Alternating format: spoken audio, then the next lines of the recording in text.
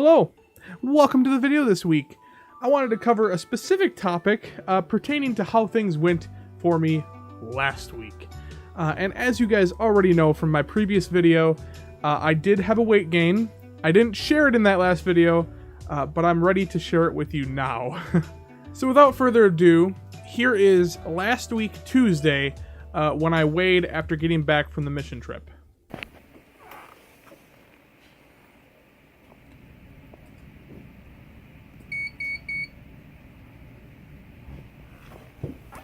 As you can imagine, I am in no way proud of how that weigh-in went. I am disappointed with myself that I wasn't able to keep it together on the mission trip and try to stick to better foods. And there's several reasons for that happening.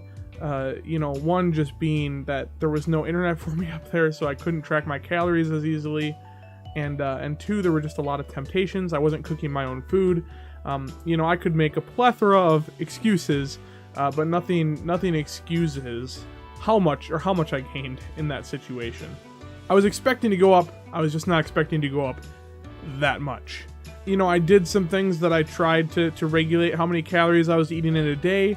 I kept up with my intermittent fasting, but it wasn't enough to, I guess, counter the bad food that I was consuming. As you can imagine, this put me in a pretty bad mindset for last week. It got to me because this is the biggest number that I've seen gain-wise on the scale. The closest I came to before this was actually last year when we went to Hayward. I was just feeling down and I overconsumed that week. And that wasn't even, I'm going to try to track and keep my schedule. That was just a complete, I didn't even bother. And I ended up gaining 10 pounds that week. So this tops my biggest gain by about 5 pounds. And that sucks. Like, it happened. There's no reversing history. That's what I want to talk about today is dealing with that failure and how to overcome that failure. Let me back up for a moment because I want to kind of explain what else went wrong last week. Before I left for Alaska, I had sat down with my friend Mark because I was stressing myself out. I'm like, there's so much to do and I don't know how much time I have for this kind of stuff, but I still want to be able to take breaks. And he's like, okay, look, James, you need to make a schedule. Let's make a schedule for you. So we went through my Google Calendar and we actually put in sections. We even timed out, like, here's when you're going to sleep. Here's when you're going to the gym. And we scheduled it all out so that I knew I had enough time in my days to get everything done that I wanted to between, making these videos, going live on Twitch and doing Twitch streaming, Basement Brothers, learning new visual effects. We had planned it all out and I was so excited because when I got back from Alaska, I knew I had a schedule, I knew I had a plan, I knew it was all going to come together. So I thought. So the difference in time caused me to sleep in, which made me miss the gym in the morning. And as you guys know, I've struggled with getting my sleep in a consistent schedule as is. So I was failing with getting enough sleep. I was determined to try to get to bed on time, and I was doing so good. I was getting into bed by 11 and forcing myself to try to go to sleep because I've been such a night owl all my life. So I'd been good up until Thursday night because I had set a goal to release my video either Thursday night or Friday night. I put a lot of work, time, and effort into that video, and it just wasn't coming together yet. It wasn't to my standard. And I knew that I wasn't going to get it done for Thursday, so I pushed it back to Friday. So on Thursday night, I was editing out my video. I was looking at it, and I'm like, I'm not going to finish if I don't stay up past my bedtime. So, in an effort to try to not fail at another thing, I decided I'm going to stay up past my bedtime and try to really finish this video for tomorrow. Got to 3 o'clock in the morning, and I realized that I'd have to pull an all-nighter to make it happen, but that was not an option because I had work in the morning at 9:30. So I not only failed on my sleep, I also failed on getting the video out on time. And that just added to the list of failures. So on Friday night, I actually had to pull an all-nighter to finish the video. Slept in till like 2 p.m. the next day because I was so tired. And I just took a break over the weekend. Now, I may have failed at last week's weigh-in. I failed at getting to the gym. I failed at the video, and I failed at getting good sleep. That can really be a punch to the gut. and it's hard to get up after a punch like that.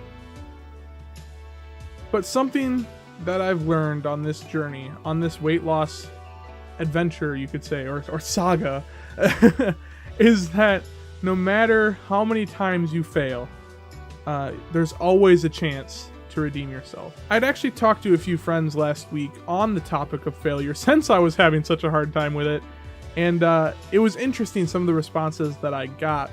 It's so much easier to tell someone how to deal with failure than it is to actually go through it, and I realized that.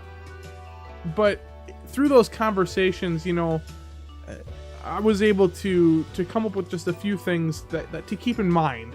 One is to acknowledge and take ownership of your failure. When you know what you failed at and you take ownership of it, it's what leads into step 2, which is learning from your failure. These are two very key points that really coincide with each other. When you put the failure into your hands, it gives you the control of correcting it. And number 3 is once you've acknowledged it and once you've learned from it, you gotta move on from it.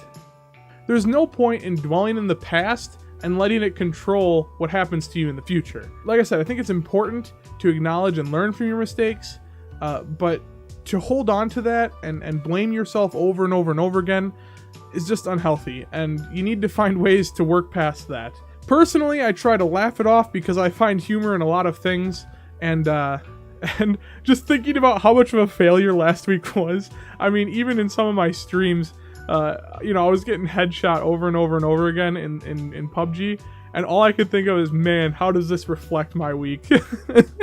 So just find a way to deal with it and move past it, you know.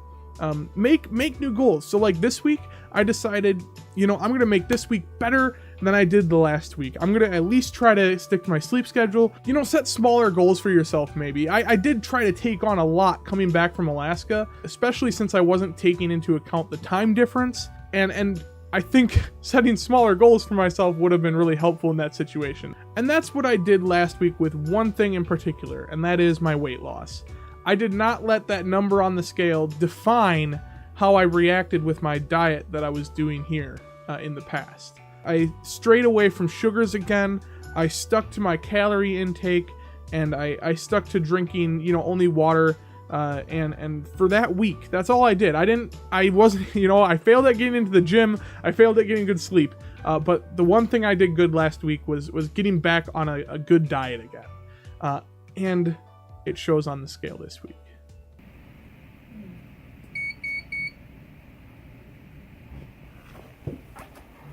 So what it comes down to is this.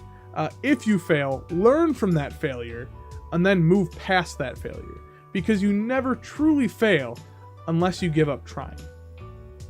Well, there you have it, guys. That's my take on failure and how I personally deal with it. I'd love to hear your strategies for getting past failure and succeeding. So go ahead and leave those down in the comments. I'd love to hear back from you guys and have a discussion on that. With that being said, thank you guys for watching. Don't forget to leave a like and subscribe if you haven't already. And as always, you guys have a wonderful week.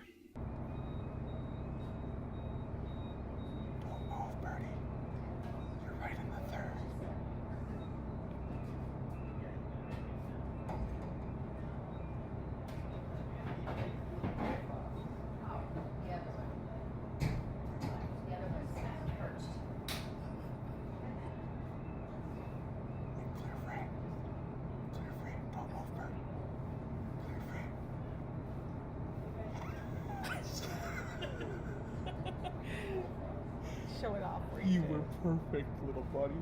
He even turned his head. So like, Yeah. like... And just wait for that to get out of frame. There you go.